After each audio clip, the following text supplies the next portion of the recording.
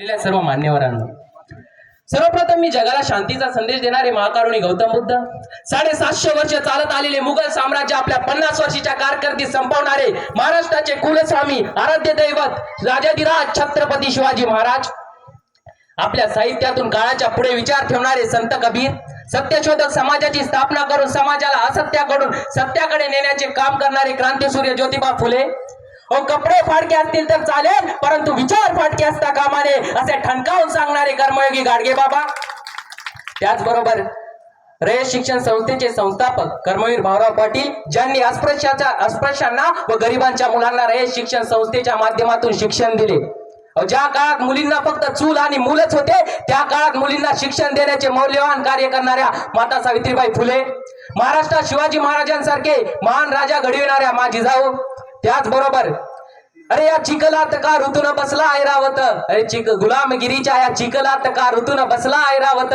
अंग झाडून निघ बाहेर कर गुलामगिरीवर वार असे ठणकावून आपल्या साहित्यातून सांगणारे साहित्य सम्राट लोकशाहीर अण्णाभाऊ साठे स्वतंत्र भारताचे पहिले कायदामंत्री जलतज्ञ ऊर्जा तज्ञ अर्थतज्ञ भारतातील हजारो वर्षांनी चालत आलेल्या कुपरंपरांना आपल्या लेखणीच्या जीवावरती संपवणारे परमपूज्य बोधिसत्व विश्वरत्न भारतरत्न डॉक्टर बाबासाहेब आंबेडकर व त्यांच्यासोबत अनेक दुःख पचवून त्यांच्या पाठीमागे खंबीरपणे उभा राहणाऱ्या कारुण्याचा झरा म्हणजे दलितांची आई म्हणजे माझी माता रमाई यांसह सर्व महापुरुषांना मी कोटी कोटी प्रणाम करतो आणि माझ्या भाषणात सुरुवात करतो 14 एप्रिल 1891 रोजी मध्य प्रदेश मधील महू या गावी भीमाईंच्या पोटी असे एक रत्न जन्माला आले ज्यांनी भारतातील स्त्री पुरुष गरीब श्रीमंत उच्च नीच स्पृश्य अस्पृश्य हे सर्व भेदसम आपल्या लेखणीच्या जीवावरती संपवून स्वतंत्र भारताचे संविधान लिहिले म्हणूनच 14 एप्रिल या दिवसाला हे खूप अमूल्य महत्व आले आणि 14 एप्रिल हा दिवस आपल्यासाठी सगळ्यात मोठा सण साजरा झाला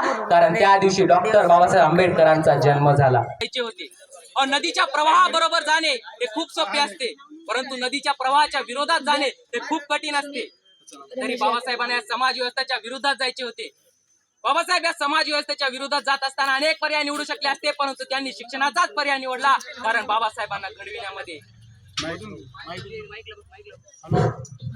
कारण बाबासाहेबांना घडविण्यामध्ये जर सर्वात मोठा वाटा जर कोणाचा असेल तर तो रामजी बाबांचा होता आणि रामजी बाबांनी बाबासाहेबांना दिलेली जर सर्वात मोठी कोणती गोष्ट असेल तर ते रामजी बाबांचे संस्कार होते रोज सायंकाळी आपल्या मुलाला थोडा वेळ रामजी बाबा सोबत घेऊन बसत त्यांना चांगल्या गोष्टी सांगत त्यांना चांगले संस्कार लावत शिक्षणाचे महत्व सांगत म्हणूनच आज बाबासाहेब घडले आपण दिवसभर काही केले तरी संध्याकाळी आपल्या मुलाला अर्धा तास द्या आणि त्याला चांगले संस्कार लावा मुलगा घडल्याशिवाय राहणार नाही कारण जगात संस्कार आणि घडविणे या खूप मोठ्या गोष्टी आहेत बाबासाहेब म्हणतात आज जर मी घडलो असेल तर ते फक्त माझ्या बाबांच्या संस्कारांमुळे आणि त्यांच्या कडक शिस्तीमुळे रामजी बाबा बाबासाहेबांना नेहमी म्हणत भीमराव आपण गरीब जरूर आहोत परंतु विद्वान आहोत आणि असेच विद्वान होत राहा कारण स्वदेशी पूज्यते राजा विद्वान सर्वत्र पूज्यते बाबासाहेबांना लहानपणापासूनच अस्पृश्यतेचे अनेक चटके सहन करावे लागले जेव्हा बाल भीमराव केस कापण्यासाठी न्हाव्याकडे गेले आणि न्हाव्याला म्हणाले माझे केस कापता का तेव्हा न्हावी म्हणाला मी तुझे केस कापणार नाही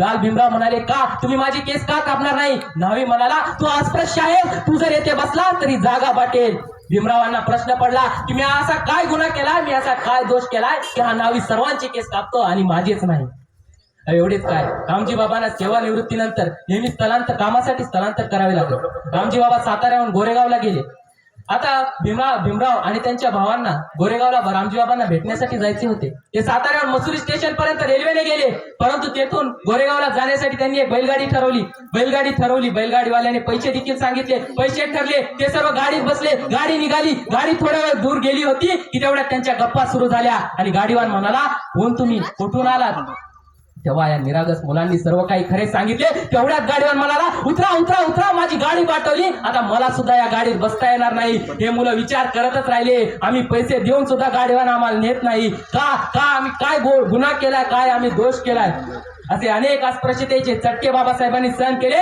परंतु एवढे चटके सहन करून सुद्धा कधीच शिक्षणाचा मार्ग सोडला नाही आणि शिकतच राहिले म्हणून आज जगातील सर्वोत्तम युनिव्हर्सिटी कोलंबिया युनिव्हर्सिटी असो किंवा लंडन मध्ये इकॉनॉमिक्स युनिव्हर्सिटी असो तेथून बाबासाहेबांनी PhD केली अनेक विषयात पारंगत झाले हिस्ट्री असेल, मॅथमॅटिक्स असेल, फिलॉसॉफी असेल, पॉलिटिक्स असेल, सायकोलॉजी असेल, अशा अनेक विषयात त्यांनी मास्टर केले, PhD केली, MSc केली. म्हणूनच आपल्या भारतीय संविधानाची बाबासाहेबांनी रचना केली आणि भारतीय संविधान हे जगातील 1 नंबरचं संविधान झालं आणि बाबासाहेब जगातील 5 विद्वानांपैकी एक झाले.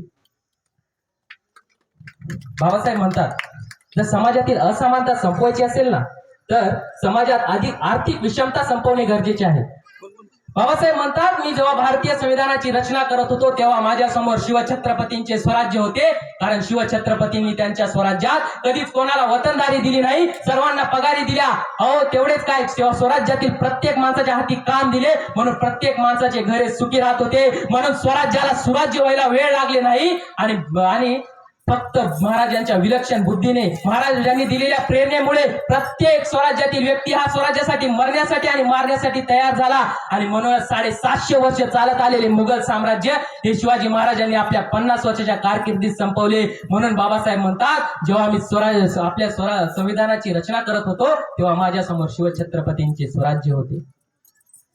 आज काही जण म्हणतात बाबासाहेबांनी दलितांसाठी खूप कार्य केले, परंतु बाबासाहेबांनी फक्त दलितांसाठी कार्य केले नाही. अनेक जणांच्या तोंडातून आपण ऐकले असेल की doctor B.R. Ambedkar is the only leader of untouchables, परंतु हे खरे नाही. कारण बाबासाहेबांनी जर सर्वात मोठे उपकार जर कोणावर केलेत ना, तर ते स्त्रियांवर केले आहेत.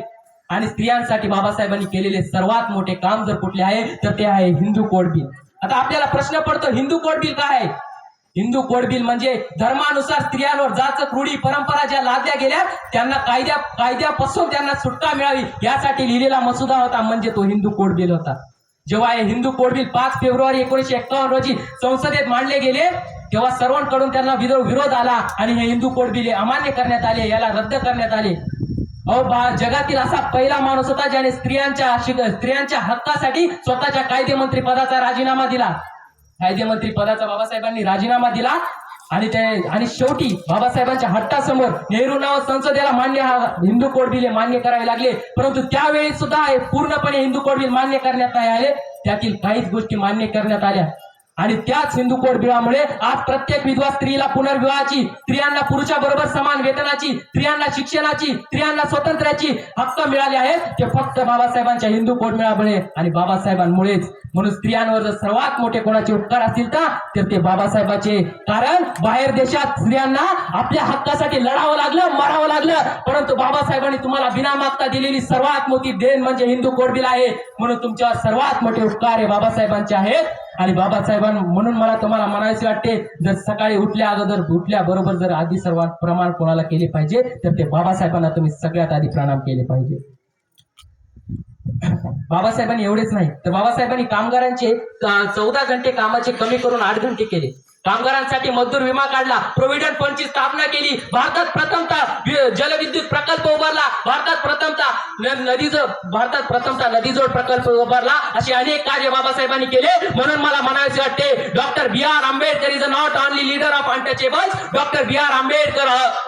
Ambedkar led the foundation of modern India. Doctor Babasaheb आंबेडकरांनी आधुनिक भारताचा पाया रचला. म्हणूनच आज आपण सर्व येथे आहोत. म्हणून मला 2 ओळी म्हणायचे वाटतात. ज्यावेळेस प्रगती करायची होती त्यावेळेस समाज कंटकांनी लढवलं. त्यासाठी आईबापांनी संस्कार दिले आणि घडवले. पण माझ्या बाबांनी तर माझ्या जिंदगीला सोन्यानंच मडवलं.